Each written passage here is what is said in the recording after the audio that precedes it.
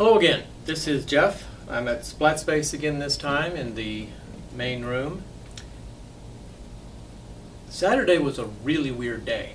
Before the day was over, I had gotten recruited by pagans to play at an event.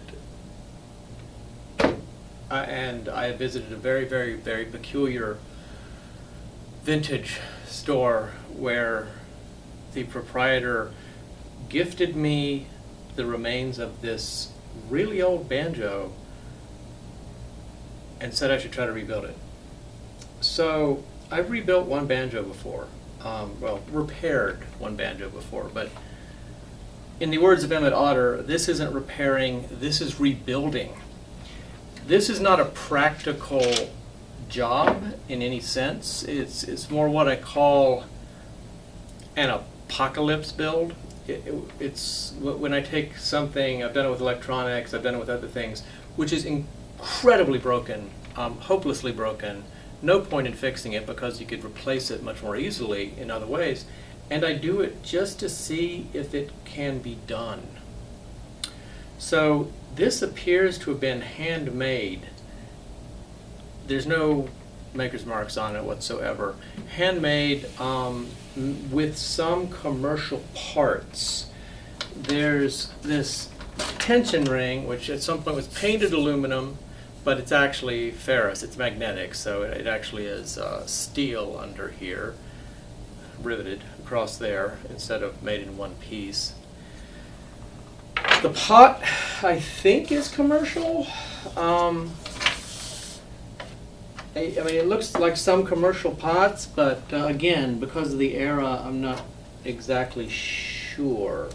It's rimmed with wood on the inside. The wood looks to have been hand installed because there's this place where it's buckled here, and I can steam press that down, but there are shims, a handmade shim driven into the gap where the ring meets itself. So that's different.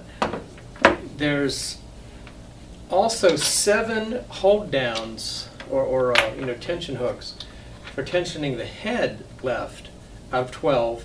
Some of them are, and I think they're commercial, commercial.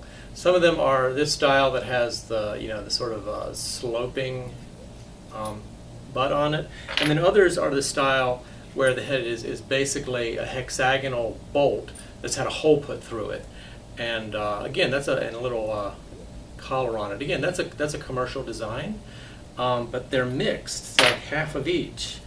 The tailpiece is one of the ones that does not come up over the head. It's just this little flange here. It's got 5 little notches in it. The neck is handmade. The way the relief here was cut to go around this band, it wasn't cut commercially. It was cut at too steep an angle, whereas you should radius it because now there's stress cracks in it, which I can fix. This is extremely worn. All of the frets, of course, are gone. The 3 fret indicators at that's just a little line there. 1, 2, at 5, 7, and 9 are not in the center, even in the center of the upper part. They're displaced, and they're not really in quite a straight line. So they were put in there by hand. The tuner is commercial. Again, neck, wow. This has eroded here, here, and here. I'm going to actually rebuild those areas because I've never done that before. That'll be interesting to see how that works.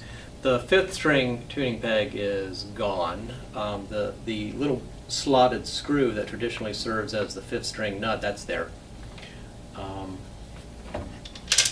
The hole is kind of, it's actually blocked. I think maybe a wasp built a nest in it. It's a mud wasp. They tried to build them in here too. There are irregular, what look like staple holes here, which were used for the hold downs of the strings as they come over the nut. Wow, yeah. There's of course a steel rod that goes through this, and then it's shielded on each side by this split wooden piece. But there's a rod in the middle that terminates, there's a hole right there, but the rod is probably going to have a nut right under this spot, terminates down there. This this color and this texture, I know what this is. This is Durham's Rock Hard Water Putty. You can still buy it. It's not as popular as it used to be. It's a sort of an early 20th century repair material. So that's what that is. I'm sure of that. So what I'm doing right now is I'm just I've been soaking all the hardware threads to get them off. Some of them are coming off easy. Some of them are going to need some more work. I'm going to fix the neck. I'm going to rebuild the neck. I'm going to make a new head for it, probably out of just a piece of goat skin I get off of rawhide goat I get off of eBay, something thin like that. I'm going to see what I can do with it. I'm going to see if I can make this live again.